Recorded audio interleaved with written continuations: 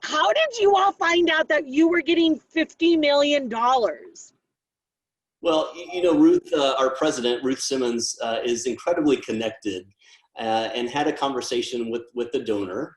Didn't lead on to any indication that we would be getting this major donation, but I think she received a call shortly thereafter and made the announcement to her. Ruth kept this, of course, secret for quite some time, and the donor, MacKenzie Scott, actually made the announcement, I believe, yesterday or the day before, of all of the funds that she's giving away to support incredible opportunities across the country at this point. And I think that totaled about $4 billion, if I recall. So an incredible generosity at this point.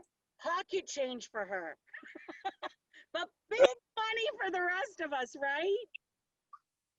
Yeah, it's incredible that amount. Just it's hard to even fathom.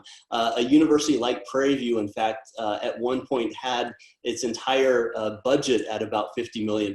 So it's an incredible amount to think about. Yeah. Why do you have any indication, James, as to why out of so many colleges and universities, even historically Black colleges and universities in Texas, why she chose Prairie View and why so much more? Because I think you all got a good divvy of the pot. Yeah, I think this comes down to the land grant function of our university. That is, we are empowered to take the disciplines that we study to people, right, to the counties. We are actually in 35 different counties across the state of Texas. But more importantly, I think that now is the time, given the Ruth J. Simmons Center for Race and Justice, to kind of make some differences, not only in Texas, but around the country and around the world. And I think that resonated with the donor quite a bit at this juncture in our time in history. And listen, if I've got a dream list for vacations and projects that I'd like to tackle in my personal life, I would imagine Prairie View A&M has a whole list of things. You all already have some ideas of what you'd like to spend this money on? Absolutely. This is the single largest donation we've ever had. And much of that is going to go to our foundation, our endowment. What that does then is allow us to continue the impact that this incredible donation has for many, many years. We'll endow some new faculty positions, making sure that we're on the cutting edge of new research and technology.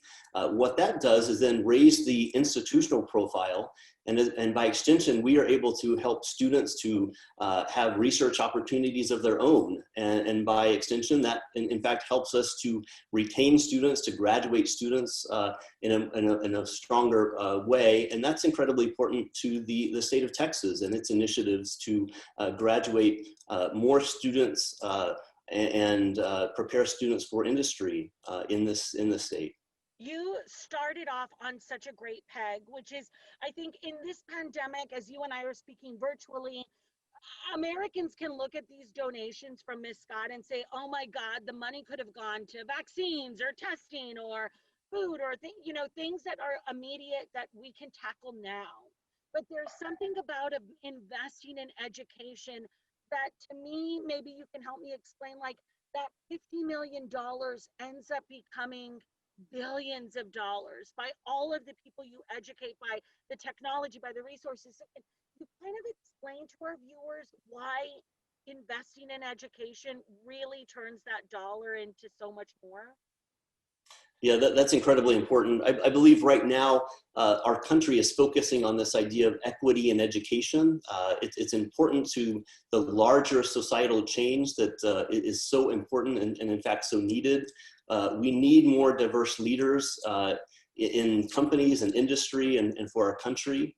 And to focus on education means in fact that we can produce an educated population to meet those needs, to change our society for the better. And in fact, I think that's why we see so many corporate partners right now at this moment thinking about investing in higher education, but even K through 12 and other programs that lead to greater equity across our country in that regard.